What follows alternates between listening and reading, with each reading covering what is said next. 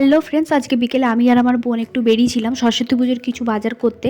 আর আমার বোনই ভিডিওটা করছিল, তোমাদেরকে বলছিল হ্যালো গাইস দেখো এই বাড়িগুলো হচ্ছে আমাদের গ্রামের সব থেকে পুরনো পুরনো বাড়ি। এই করতে করতে আমরা আসছিলাম, আর সামনেই যেখানে ঠাকুর তৈরি হয় সেটাকে কি বলে আমি ঠিক জানি না, কুমোরটুলি বা এরকম টাইপের কিছু বলে একটা।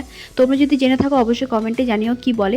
সেখান হয়েই যাচ্ছিলাম আর কিছু লোক ঠাকুর নিয়ে বেরোচ্ছিল। আমরা ভাবছিলাম যে ঠাকুরগুলো দেখবো, যে এখানকার মালিক সেই আমাদেরকে বলছিল আয় দেখে যা, ঠাকুর দেখতে তো আর টাকা লাগে না। তাই চলে গেলাম ঠাকুরগুলোকে দেখতে। প্রত্যেকটা ঠাকুরই যেন খুব সুন্দর দেখতে। ঠাকুরগুলোকে দেখে আবার আমরা চলে এলাম মার্কেটের উদ্দেশ্যে। এটাই হলো আমাদের মেন মার্কেট। এখান থেকে আমরা সমস্ত কিছু বাজার করে নিয়ে যাই। আর যেতে যেতে দেখো কি সুন্দর কিউট দুটো বাচ্চাকে দেখলাম বসে রাস্তার ধারে। দেখো কি সুন্দর ছোট্ট ছোট্ট সরস্বতী ঠাকুরগুলো। এখন আমরা ফল দোকানে চলে এসেছি ফল কেনার জন্য, কিন্তু ফল দোকানে একটু ভিড় থাকায় আমরা ভাবলাম তা করতে আমরা একটু ভেজ মোমো খেয়ে আসি। আর মোমো খাওয়া শেষে চোখ গেল আমাদের ফুচকার দিকে। তাই ফুচকা কি আর ছাড়া যায়, তাই ফুচকাও খেয়ে নিলাম। 10 টাকার আমাদের এখানে 6 পিস ফুচকা দেওয়া হয়।